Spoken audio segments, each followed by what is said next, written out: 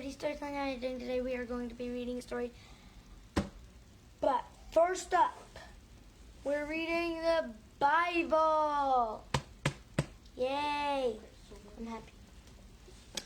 Then we are going to be doing the Synopsis with Kimberly. Then because I was looking at it. It's okay. Then we are going to be reading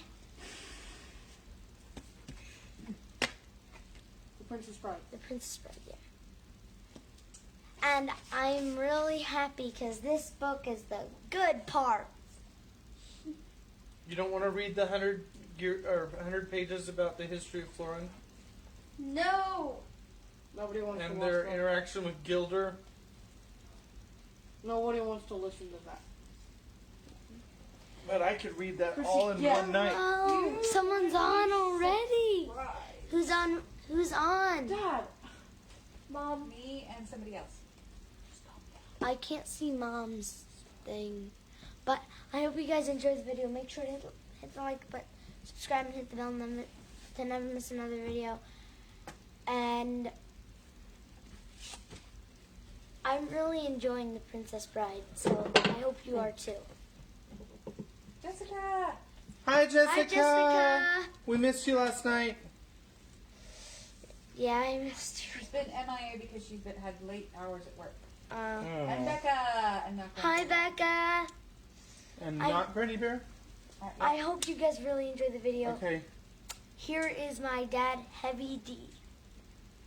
Again, I really enjoyed The Princess Bride. I hope you do too. Hi. So I've got this secret that I haven't really divulged with very many people, but I'm going to divulge it tonight. My name's not really Heavy D. I know, it's a shocker. We all know, Dad. Stop. JJ says we all know. I don't know. Okay, maybe we do. All right, so we're on Esther chapter 3. This is the English Standard Version of the Bible. I'm in my Iron Man shirt, by the way. This is I-M. That's Iron Man. Iron Man. It's my Iron Man shirt. All right. So, this is Esther chapter 3, the English Standard Version. After these things, King Ahasuerus promoted Haman the Agagite, the son of Hammedatha, and advanced him and set his throne above all the officials who were with him, and all the king's servants who were at the king's gate bowed down and paid homage to Haman, for the king had so commanded concerning him. But Mordecai did not bow down or pay homage. Then the king's servants who were at the king's gate said to Mordecai, "Why do you transgress the king's command?" And when they spoke to him day after day, and he would not listen to them, they told Haman in order to see whether Mordecai's words would stand, for he had told him that he was a Jew. And when Haman saw that Mordecai did not bow down or pay homage to him, Haman filled with fury. But he disdained to lay hands on Mordecai alone. So as they had made known to him the people of Mordecai, Haman sought to destroy all the Jews. The people of Mordecai throughout the whole the whole kingdom of Ahasuerus, in the first month, which is the month of Nisan, in the 12th year of King Ahasuerus, they cast pur, that is, they cast lots, before Haman day after day, and they cast it month after month, till the 12th month, which is the month of Adar. Then Haman said to King Ahasuerus, Daniel's having a really hard time tonight. Did he get his 1 o'clock minutes? Yeah? Okay. Right? Yes. He would have had to go into a bottle to get them. I did. Okay. Alright, we'll be okay. I'm sorry. Should we start over? Yes. No. Okay. Then Haman said to King Ahasuerus, "There is a certain people scattered abroad and dispersed among the peoples in all the provinces of your kingdom. Their laws are different from those of every other people, and they do not keep the king's laws, so that it is not to the king's profit to tolerate them. If it please the king, let it be decreed that they be destroyed, and I will pay 10,000 talents of silver into the hands of those who have charge of the king's business, that they may put it into the king's treasuries." So the king took his signet ring from his hand and gave it to Haman the Agagite, the son of Hammedatha, the enemy of the Jews. And the king said to Haman, "The money is given to you, the people also, to do with them as it seems good to you." Then the king's scribes were summoned on the 13th day of the first month, and an edict, according to all that Haman commanded, was written to the king's satraps and to the governors over all the provinces, and to the officials of all the peoples, to every province in its own script, and every people in its own language. It was written in the name of King Ahasuerus, and sealed with the king's signet ring.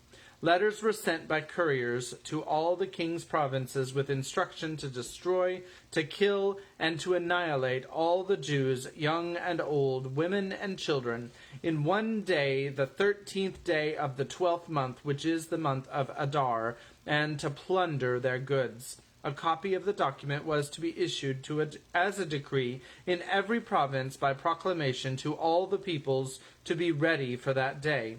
The couriers went out hurriedly by order of the king, and the decree was issued in Susa, the citadel. And the king and Haman sat down to drink, but the city of Susa was thrown into confusion. So that is the end of Esther chapter 3. And now we are going to have the... The one. The only. I don't even have to announce it anymore. Kimberly. Here's Kim. You don't have to announce. So how are you guys doing today? I got my ears pierced today. They're unicorns. So what happened in the last chapter is we're introduced to Buttercup, and she's like pretty laid back at first, except like with her care of, like, you know, not mental, you know, she's pretty laid back with bathing and brushing hair. So, and she's more of a farm girl, except it turns out she ranks the 20th in the 20s of the most beautiful people like ever. And then she falls in love with this guy, Wesley, who's the farm boy. And Wesley, he moves over to Britain, and then like to get money so that he can buy a farm where they can live together. And then he was gonna go to Becca says, "Can't wait to get you some more earrings." Oh, thank you. Oh, and Jessica. Oh, yay, so fun. So then what happens is he's going on the boat to America where he's going to buy his farm. And then these pirates come. Oh, yes, that's a great idea, Becca. We should so get matching earrings. So he's on this boat and it gets attacked by pirates. And these particular pirates never leave survivors. So thinking that he's dead. No, he is. Yeah, he's dead. Probably. Because we've never seen the movie before. He's dead. Yep, he's dead. So she basically locks herself up in her room For a month. for several months. Actually, years. And then when she comes out, she is they say that she is the number one most beautiful person ever. And then she's really sad, and she says that she's never gonna love again. And I think that, what's his name? I can't remember the name. Yeah, Humperdinck is gonna fall in love with her. yeah, and they're gonna he live already, together and have lots of kids and live happily ever after. And that's the end of the story. So, Humperdinck sounds like a really cool guy. stop it. He's not a cool guy. We don't know. We haven't even met him. We did. We met the Count. Count Humperdinck. No, Count Rugen. Count Rugen. Humperdinck. Humperdinck, Humperdinck, Humperdinck. If you can't tell, I'm rolling my eyes. So, I think that Humperdinck is kind of, he's kind of like, he's been impressed, apparently. So, I'm gonna leave it to Dad. Alrighty then. He's a fire lizard. Howdy, howdy, howdy. LOL, so cute. Maybe we could get matching earrings. Can't wait till you get you more earrings. Who's that from? That's from Becca. All of that's from Becca, except for Jessica said so cute. All right. So this is chapter 2. We'll probably only have time for chapter 2 tonight. And this is The Princess Bride, chapter 2. All right. This is my gosh, I can't even read. All right, give up. All right. What? Did you hear that? All right, I'll try again. Take 2. Here we go. This is my first major excision. Chapter 1, The Bride, is almost in its entirety about the bride. Chapter 2, The Groom, only picks up Prince Humperdinck in the last few pages. This chapter is where my son Jason stopped reading, and there is simply no way of blaming him. For what Morgenstern has done is upon this chapter with 66 pages of Florinese history. I was actually looking for the Morgenstern version so that I could learn about that history, but there were no copies in the used bookstore. More accurately, it is the history of the Florinese crown. Dreary, not to be believed. Why would a master of narrative stop his narrative dead before it has much chance to begin generating? No known answer. All I can guess is that for Morgenstern, the real narrative was not Buttercup and the remarkable things she endures, but rather the history of the monarchy and other such stuff. When this version comes out, I expect every Florinese scholar alive to slaughter me.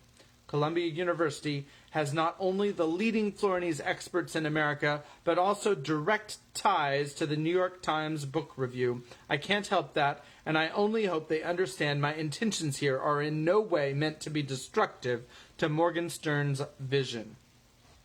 So, with all that, we're skipping the 66 pages of Florinese history, and now we're going to start with the part about Prince Humperdinck. It's 100. What? No, he said 66. I don't say 100. All right. Prince Humperdinck was shaped like a barrel. His chest was a great barrel chest. His thighs mighty barrel thighs. He was not tall, but he weighed close to 250 pounds. Brick hard.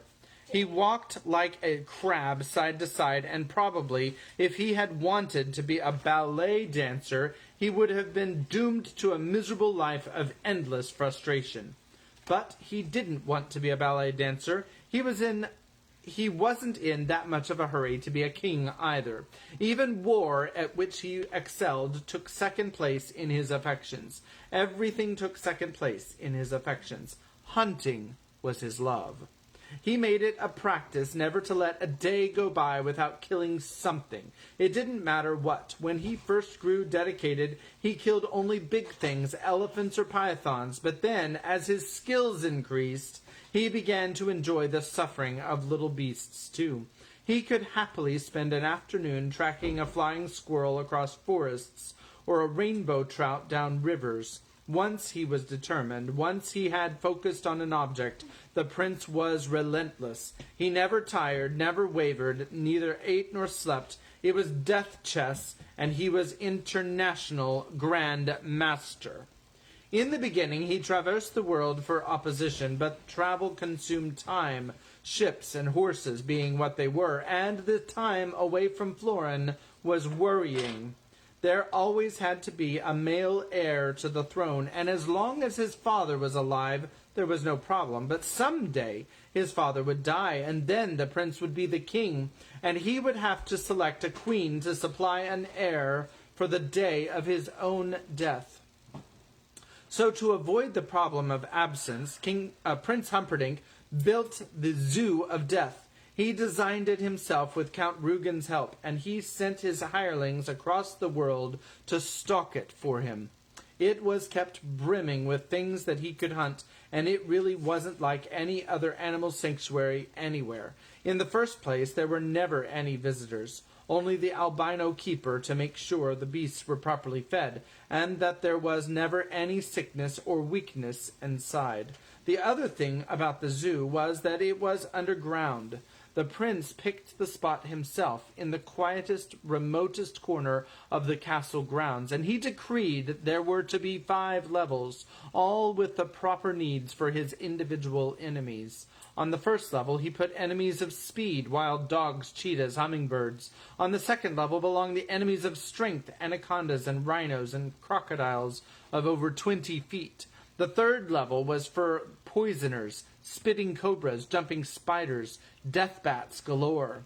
The fourth level was the kingdom of the most dangerous of the enemies of fear, the shrieking tarantula, the only spider capable of sound, the blood eagle, the only bird that thrived on human flesh, plus, in its own black pool, the sucking squid. Even the albino shivered during feeding time on the 4th level. The 5th level was empty. The prince constructed it in the hopes of someday finding something worthy, something as dangerous and fierce and powerful as he was. Unlikely, still,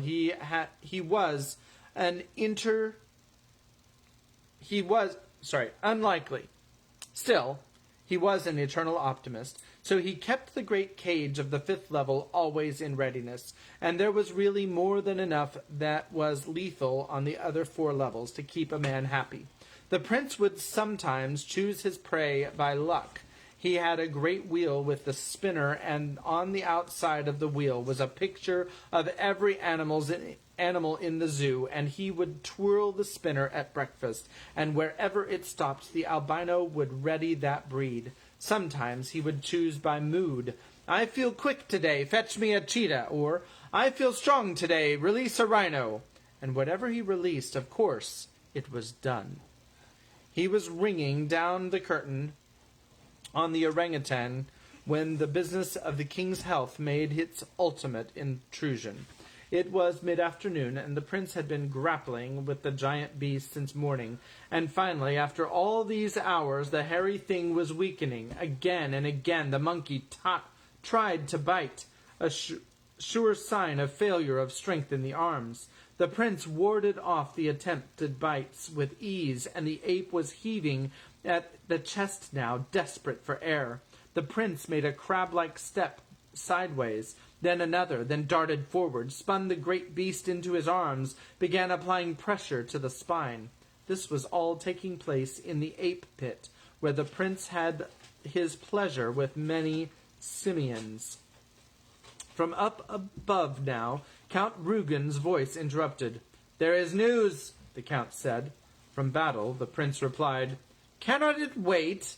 "For how long?" asked the count. Crack! The orangutan fell like a rag doll. "Now, what is all this?" the prince replied, stepping past the dead beast, mounting the ladder out of the pit. "Your father has had his annual physical," the count said. "I have the report." "And?" "Your father is dying." "Drat," said the prince. "That means I shall have to get married." And that is the end of chapter 2. So, I hope that you enjoyed Heavy D storytelling today. Another chapter, please. What? I'm gonna shield bonk you. Am I having a mutiny? Everybody got silent. All the whispering stopped. All right. So, If you don't read another chapter, then I'll take over your channel. Kimberly's threatening to take over the channel. That We'll way call I that get one. two. We'll call that one Kimberly storytelling. And then All right. I'm going to announce you up with this, and then I'm going to tell Kim to read it.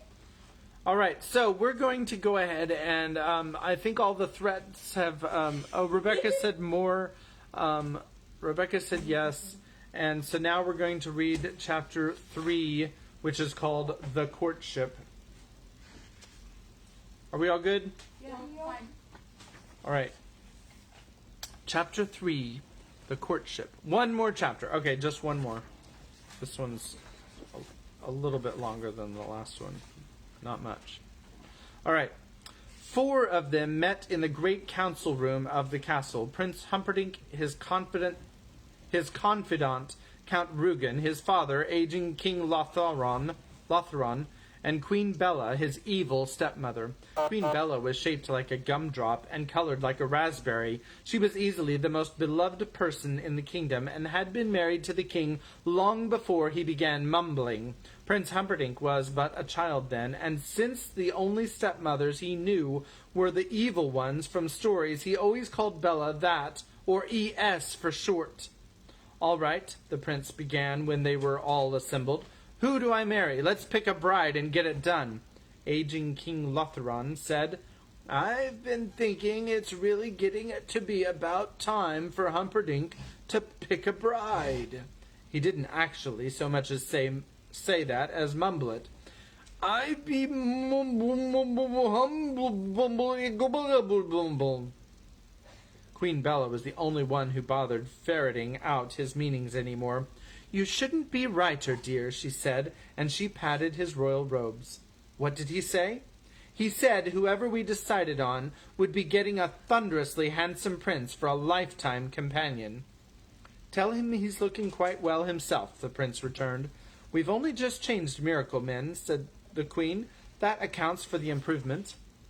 "You mean you fired Miracle Max?" Prince Humperdinck said. "I thought he was the only one left." "No, we found another one in the mountains, and he's quite extraordinary. Old, of course, but then who wants a young Miracle Man?" "Tell him I've changed Miracle Men," King Lothlorien said. It came out, "Tell mumble." "What did he say?" the prince wondered. "He said a man of your importance couldn't marry just any princess." "True, true," Prince Humperdinck said. He sighed deeply. "I suppose that means Norina."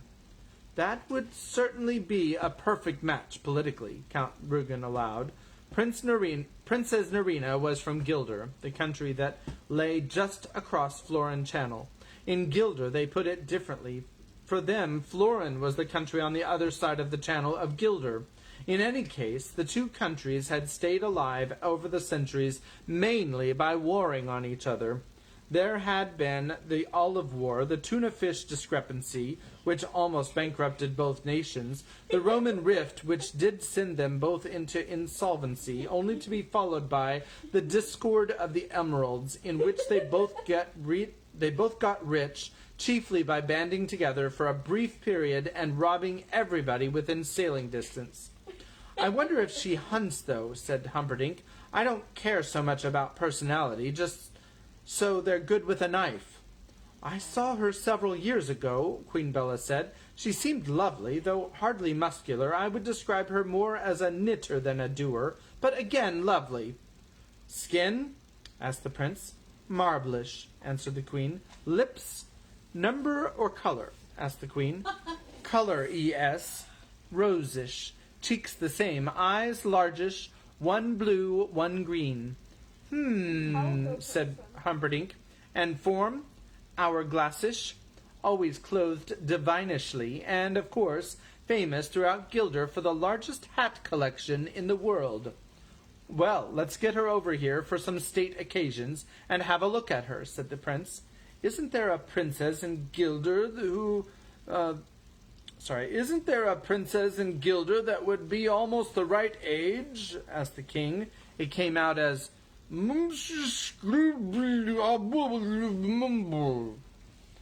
"Are you never wrong?" said the queen, and she smiled into the weakening eyes of her ruler. "What did he say?" wondered the prince. "That I should leave this very day with an invitation," replied the queen. So began the great visit of the Princess Nerina. So this is the italic section, so this is him telling something. Me again, of all the cuts in this version, I feel most justified in making this one. Just as the chapters on whaling in Moby Dick can be omitted by all but the most punishment-loving readers, that's me, so the packing scenes that Morgenstern details here are really best left alone. That's what happens for the next 56 and a half pages of The Princess Bride, packing. I include unpacking scenes in the same category. What happens is just this. Queen Bella packs most of her wardrobe, 11 pages, and travels to Gilder, 2 pages. In Gilder, she unpacks, 5 pages, then tenders the invitation to Princess Nerina, 1 page. Princess Nerina accepts, 1 page. Then Princess Nerina packs all her clothes and hats, 23 pages, and together the princess and the queen travel back to Florin for the annual celebration of the founding of Florin City, 1 page. They reach King Lotherin's castle, where Princess Nerina is shown her quarters, 1/2 page, and unpacks all the same clothes and hats we've just seen her pack 1.5 pages before, 12 pages. It's a baffling passage. I spoke to Professor Bonjorio of Columbia University, the head of their Florinese department, and he said this was the most deliciously satiric chapter in the entire book. Morgenstern's point, apparently, being simply to show that although Florin considered itself vastly more civilized than Gilder, Gilder was in fact the far more sophisticated country, as indicated by the superiority in number and quality of the ladies' clothes. I'm not about to argue with a full professor, but if you ever have a really unbreakable case of insomnia, do yourself a favor and start reading chapter 3 of the uncut version, which unfortunately I don't have here, or I would be reading it to you. Anyway, things pick up a bit once the prince and princess meet and spend the day. Nerina did have, as advertised, marble-ish skin, rosish lips and cheeks, largish eyes, one blue, one green, hourglassish form, and easily the most extraordinary collection of hats ever assembled. Wide-brimmed and narrow, some tall, some not, some fancy, some colorful, some plaid, some plain. She doted on changing hats at every opportunity. When she met the prince, she was wearing one hat. When he asked her for a stroll, she excused herself shortly to return wearing another equally flattering. Things went on like this throughout the day, but it seems to me to be a bit too much court etiquette for modern readers, so it's not till the evening meal that I return to the original text. You don't have me to thank for this, William Goldman.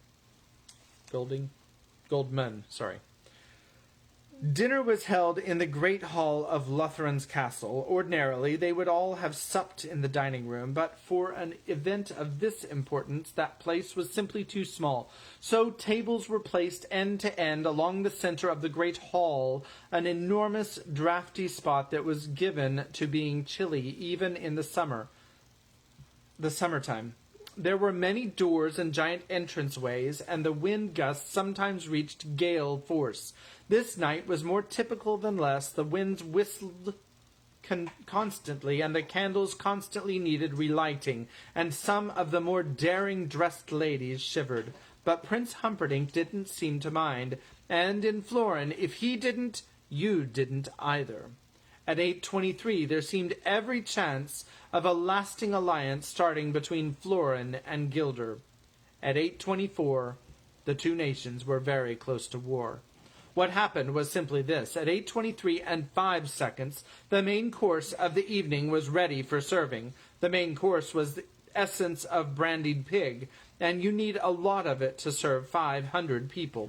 So in order to hasten the serving, a giant double door that led from the kitchen to the great hall was opened. The giant double door was on the north end of the room. The door remained open throughout what followed. The proper wine for essence of brandied pig was in readiness behind the double door that led eventually to the wine cellar. This double door was opened at 8:23 and 10 seconds in order that the dozen wine stewards could get their kegs quickly to the eaters. This double door, it might be noted, was at the south end of the room. At this point, an unusually strong cross-wind was clearly evident. Prince Humperdinck did not notice, because at that moment he was whispering with the Princess Nerina of Gilder. He was cheek to cheek with her, his head under her wide-brimmed blue-green hat, which brought out the exquisite color in both of her largish eyes. At 8:23 and 20 seconds, King Lotheron made his somewhat belated entrance to the dinner. He was always belated now, had been for years, and in the past people had been known to starve before he got there. But of late meals just began without him, which was fine with him, since his new miracle man had taken him off meals anyway. The king entered through the king's door, a huge hinged thing that only he was allowed to use. It took several servants in excellent condition to work it. It should be reported that the king's door was always in the east side of any room, since the king was, of all people, closest to the sun. What happened then has been variously described as a norther or a sou'wester, depending on where you were seated in the room when it struck, but all hands agree on one thing. At 8:23 and 25 seconds, it was pretty gusty in the great hall. Most of the candles lost their flames and toppled, which was only important because a few of them fell, still burning, into the small kerosene cups that were placed here and there across the banquet table, so that the essence of brandied pig could be properly flaming when served. Servants rushed in from all over to put out the flames, and they did a good enough job considering that everything in the room was flying this way, that way, fans and scarves and hats, particularly the hats of Princess Nerina. It flew off to the wall behind her, where she quickly retrieved it and put it properly on. That was at 8:23 and 50 seconds. It was too late. At 8:23:55, Prince Humperdinck rose, roaring, the veins in his thick neck etched like hemp. There were still flames in some places, and their redness reddened his already blood-filled face. He looked, as he stood there, like a barrel on fire. He then said to Princess Nerina of Gilder the 5 words that brought the nations to the brink. "Madam, feel free to flee." And with that he stormed from the great hall. The time was then 8:24. Prince Humperdinck made his angry way to the balcony above the great hall and stared down at the chaos. The fires were still in places flaming. Red gusts were pouring out through the doors, and the Princess Nerina, hatted and faint, was being carried by her servants far from view. Queen Bella finally caught up with the prince, who stormed along the balcony, clearly not yet in control. "I do wish you hadn't been quite so blunt," Queen Bella said. The prince whirled on her. "I am not marrying any bald princes, and that's that." "No one would know," Queen Bella explained. "She has hats even for sleeping." "I would know," cried the prince. "Did you see the candlelight reflecting off her skull?" "But things would have been so good with Gilder," the queen said, addressing herself half to the prince, half to Count Rugen, who now joined them. "Forget about Gilder. I'll conquer it sometime. I've been wanting to ever since I was a kid anyway." He approached the queen. "People snicker behind your back when you've got a bald wife, and I can do without that, thank you. You'll have to find someone else." "Who?" "Find me somebody. She should just look nice, that's all." "That Nerina has no hair," King Lothloren said, puffing up to the others. "Rumble, mumble, wumble." "Thank you for pointing that out, dear," said Queen Bella. "I don't think Humperdinck will like that," said the king. The Count Rugen stepped forward. "You want someone who looks nice, but what if she's a commoner?" "The commoner, the better," Prince Humperdinck replied, pacing again. "What if she can't hunt?" the Count went on. "I don't care if she can't spell," the prince said. Suddenly he stopped and faced them all. I'll tell you what I want, he began then. I want someone who is so beautiful that when you see her you say, wow, that Humperdinck must be some kind of fella to have a wife like that. Search the country, search the world, just to find her. Count Rugen could only smile. She is already found, he said. It was dawn when the two horsemen reined in at the hilltop. Count Rugen rode a splendid black horse, large, perfect, powerful. The prince rode one of his whites. It made Rugen's mount seem like a plow-puller. She delivers milk in the mornings, Count Rugen said, and she is truly, without question, no possibility of error, beautiful. She is something of a mess when I saw her, the count admitted, but the potential was overwhelming. A milkmaid, the prince ran the words across his rough tongue. I don't know that I could wed one of them, even under the best of conditions. People might snicker that she was the best I could do. True, the count admitted. If you prefer, we can ride back to Florin City without waiting. We've come this far, the prince said. We might as well wait. His voice simply died. I'll take her, he managed finally, as Buttercup rode slowly by below them. No one will snigger, I think, the count said.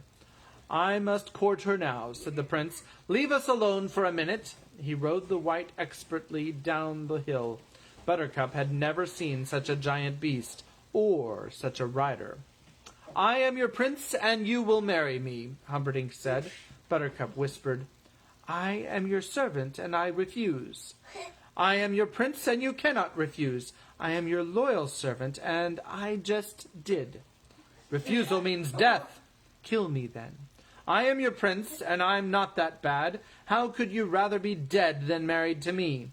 Because, Buttercup said, marriage involves love, and that is not a pastime at which I excel. I tried once, and it went very badly, and I am sworn never to love again. Love, said Prince Humperdinck.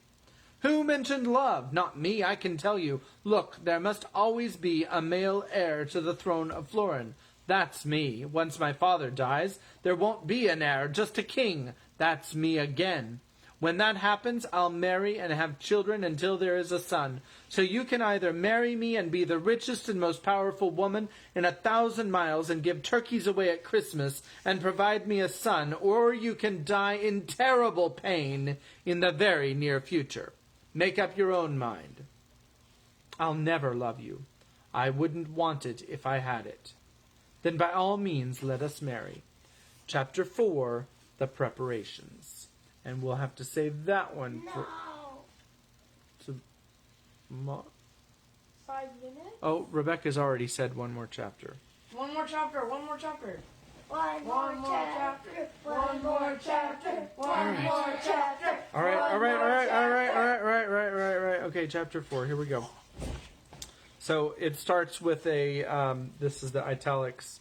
So there's obviously some kind of a cut. Let's see what it says. This is William Goldman speaking here. No, it's Dad speaking. All right. I didn't even know this chapter existed until I began the Good Parts version. All my father used to say at this point was, what with one thing and another 3 years passed, and then he'd explain how the day came when Buttercup was officially introduced to the world as the coming queen, and how the great square of Florin City was filled as never before awaiting her introduction, and by then he was in the terrific business dealing with the kidnapping. Would you believe that in the original Morgenstern, this is the longest single chapter in the book? 15 pages about how Humperdinck can't marry a common subject, so they fight and argue with the nobles and finally make Buttercup Princess of Hammersmith, which was this little lump of land attached to the rear of King Lothlorien's holdings. Then the Miracle Man began improving King Lothlorien, and 18 pages are used up in describing the cures. Morgenstern hated doctors, and he was always bitter when they outlawed Miracle Men from working in Florin proper. At 72, count 'em, 72 pages on the training of a princess. He follows Buttercup day to day, month to month, as she learns all the ways of curtsying and tea pouring and how to address visiting nabobs and like that. All this is a satiric vein, naturally, since Morgenstern hated royalty more even than doctors.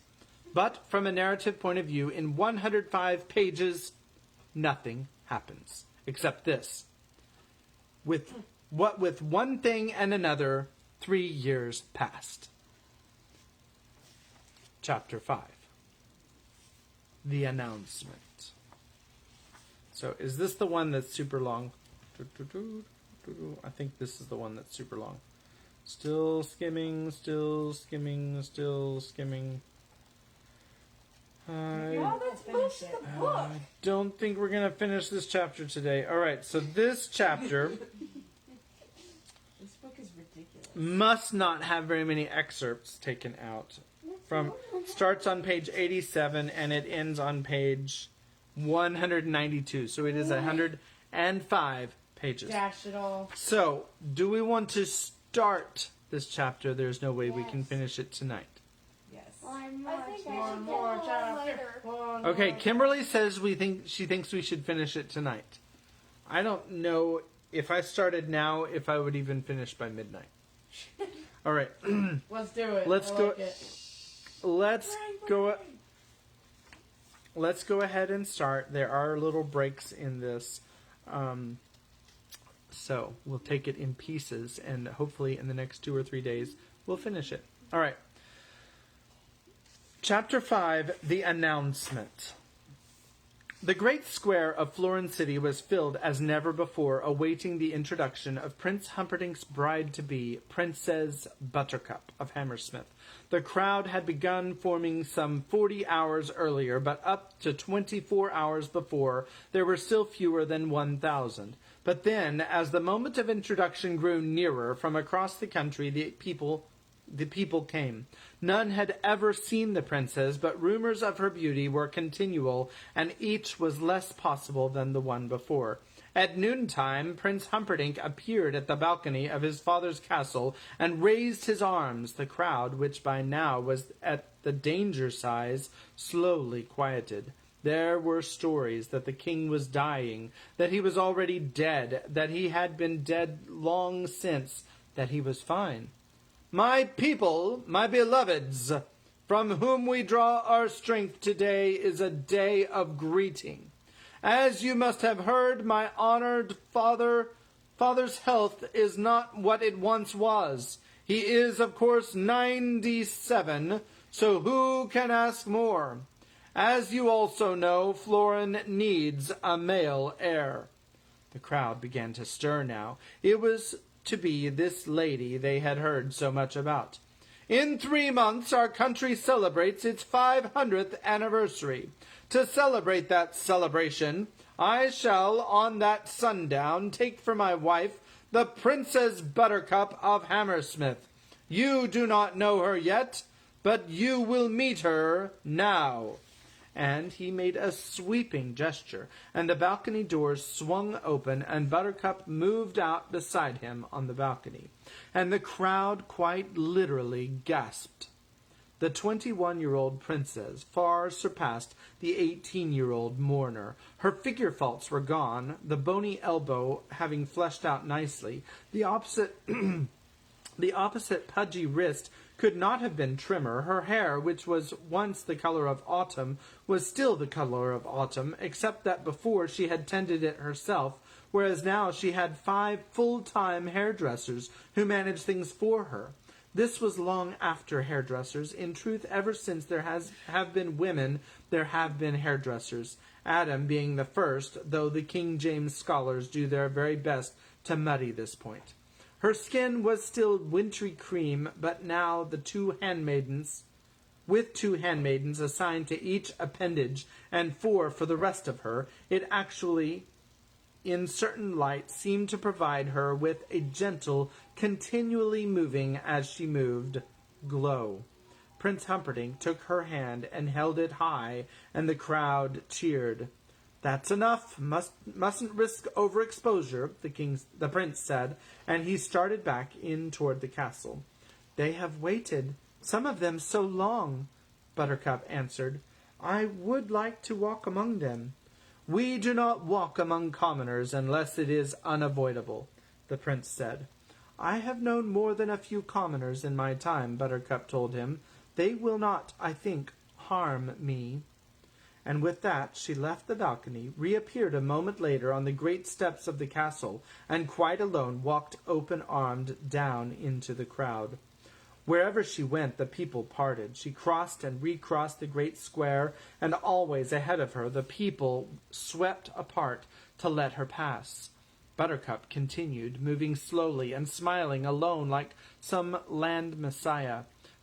Most of the people there would never forget that day. None of them, of course, had ever been so close to perfection, and the great majority adored her instantly.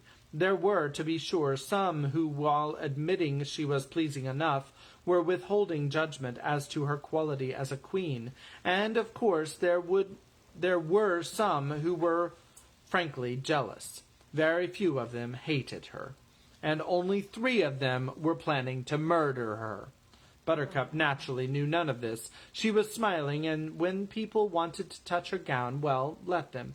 And when they wanted to brush their skin against hers, well, let them do that too. She had studied hard to do things royally, and she wanted very much to succeed, so she kept her posture erect and her smile gentle, and that her death was so close would have only made her laugh if someone had told her. But in the farthest corner of the great square, in the highest building in the land, deep in the deepest shadow, the man in black stood waiting.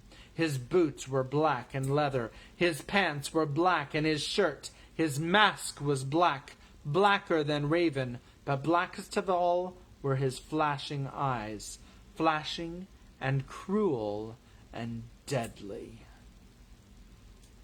I think that might be a good place to stop. No. Because that guy sounds really dangerous.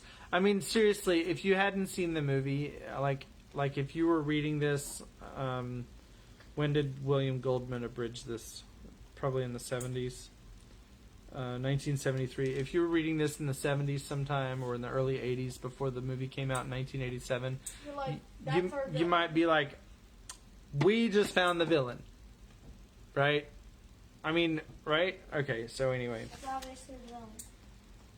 Howsomever, I can go another page and a half to the next little set of asterisks. All right. Buttercup was more than a little weary after her triumph. The touching of the crowds had exhausted her, so she rested a bit. And then, toward mid-afternoon, she changed into her riding clothes and went to fetch horse. This was the one aspect of her life that had not changed in the years preceding. She still loved to ride, and every afternoon, weather permitting or not, she rode alone for several hours in the wild land beyond the castle. She did her best thinking then. Not that her best thinking ever expanded horizons. Still, she told herself that she was a dummy. She was not a dummy either. So as long as she kept her thoughts to herself, well, where was the harm?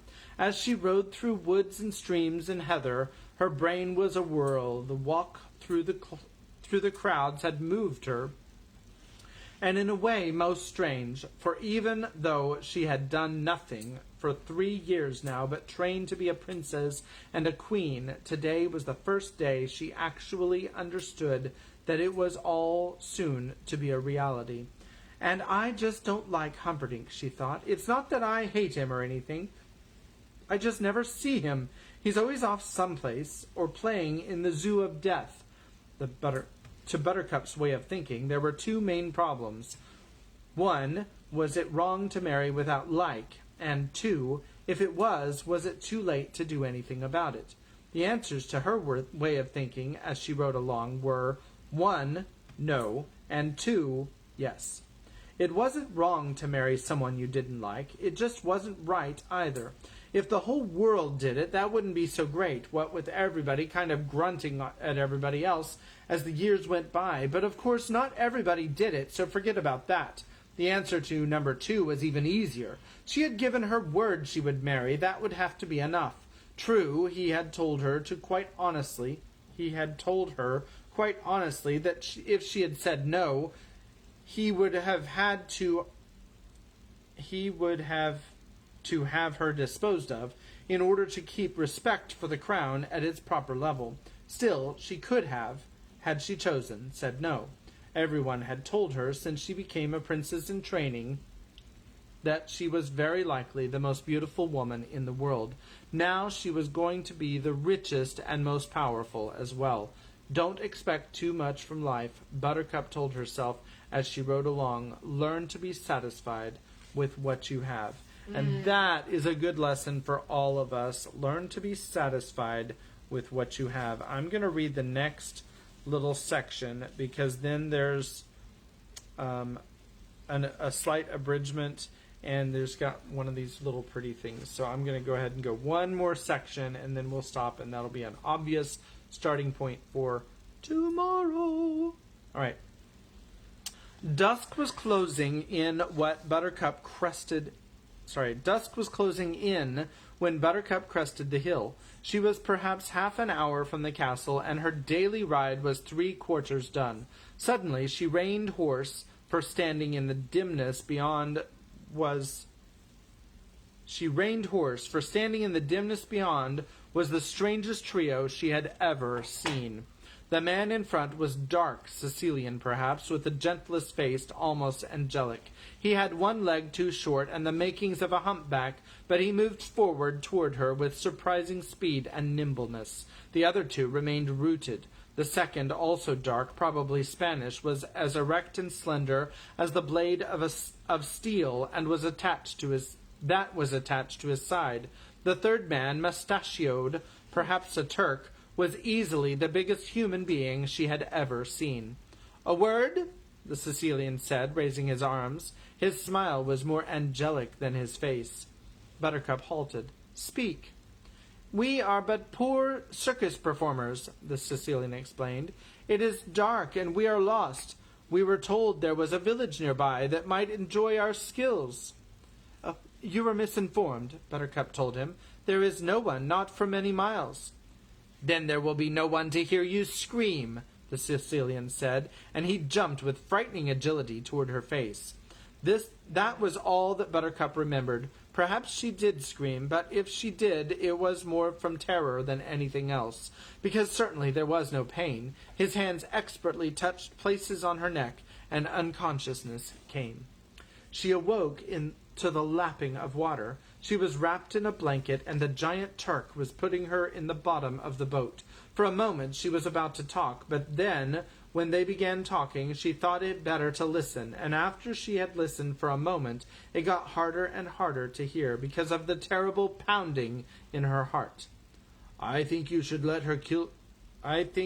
kill her now," the Turk said. "The less you think, the happier you will be," the Sicilian answered. There was the sound of ripping cloth. "What is that?" the Spaniard asked. "The same as I attached to her saddle," the Sicilian replied. "Fabric from the uniform of an officer of Gilder." "I still think," the Turk began. "She must be found dead on the Gilder frontier, or we will not be paid the remainder of our fee. Is that clear enough for you?" "I just feel better when I know what's going on, that's all," the Turk mumbled. "People are always thinking I'm so stupid because I'm big and strong, and sometimes drool a little when I get excited."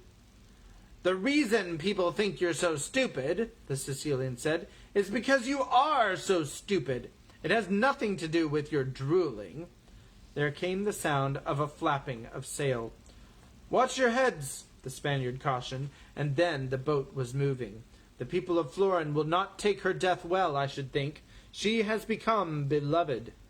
"There will be war," the Sicilian agreed. "We have been paid to start it. It's a fine line of work to be expert in. If we do this perfectly, there will be a continual demand for our services." "Well, I don't like it all that much," the Spaniard said. "Frankly, I wish you had refused." "The offer was too high." I don't like killing a girl, the Spaniard said. God does it all the time. If it doesn't bother him, don't let it worry you. Through all this, Buttercup had not moved. The Spaniard said, Let us just tell her we're taking her away for ransom. The Turk agreed. She's so beautiful, and they'd go all crazy if she knew.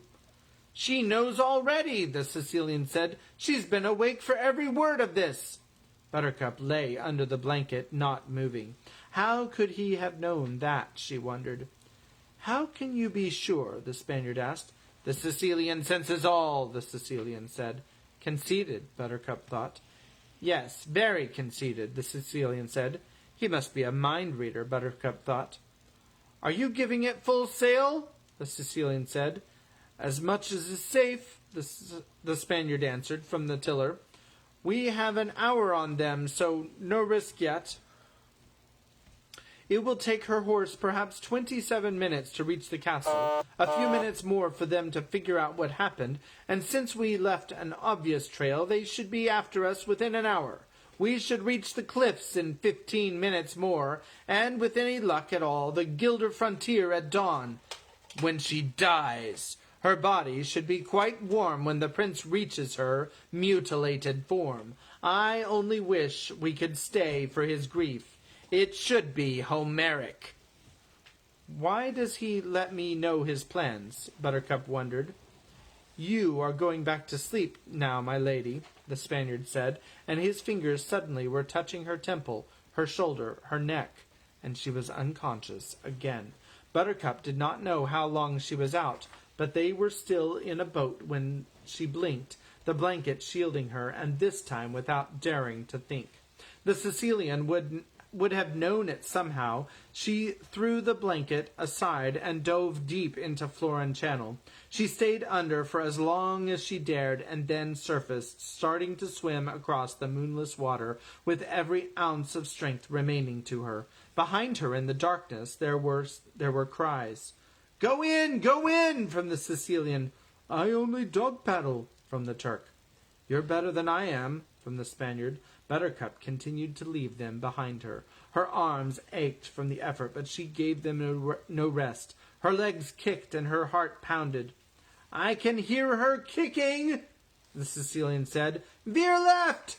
Buttercup went into the breaststroke, silently swimming away. Where is she? Shrieked the Sicilian. The sharks will get her, don't worry, cautioned the Spaniard. Oh dear, I wish you hadn't mentioned that, thought Buttercup. Princess, the Sicilian called, do you know what happens to sharks when they smell blood in the water? They go mad. There is no controlling their wildness. They rip and shred and chew and devour. And I'm in a boat, Princess, and there isn't any blood in the water now, so we're both quite safe. But there is a knife in my hand, my lady, and if you don't come back, I'll cut my arms, and I'll cut my legs, and I'll catch the blood in a cup, and I'll fling it as far as I can, and sharks can smell blood in water for miles, and you won't be beautiful for long. Buttercup hesitated, silently treading water. Around her now, although it was surely her imagination, she seemed to be hearing the swish of giant tails. Come back now. There will be no other warning, Buttercup thought. If I come back, they'll kill me anyway, so what's the difference? The difference is... There he goes again, that thing, thought Buttercup. He really is a mind-reader. If you come back now, the Sicilian went on, I give you my word as a gentleman and assassin that you will die totally without pain. I assure you, you will get no such promise from the sharks. The fish sounds in the night were closer now. Buttercup began to tremble with fear. She was terribly ashamed of herself, but there it was. She only wished she could see for a minute if there were really sharks, and if he really would cut himself. The Sicilian winced out loud. He just cut his arm, lady, the Turk called out. He's catching the blood in a cup now. There must be half-inch of blood on the bottom. The Sicilian winced again. He cut his leg this time, the Turk went on. The cup's getting full. I don't believe them, Buttercup thought. There are no sharks in the water, and there is no blood in the cup. My arm is back to throw, the Sicilian said. Call out your location or not. The choice is yours. I'm not making a peep, Buttercup decided. Farewell! From the Sicilian, there was the splashing sound of liquid landing on liquid. Then there came a pause. Then the sharks went mad. That is where we will leave it. And there's no eels. That's disappointing. That is disappointing. It's very disappointing. Oh, come on. In a lot of ways, I really actually like the screenplay better than the book. But there's some things that are really endearing about the book as well. So that's why we're reading it. This, of course, the abridged version of S. Morgenstern's classic novel of, what is it? Classic tale of true love and high adventure.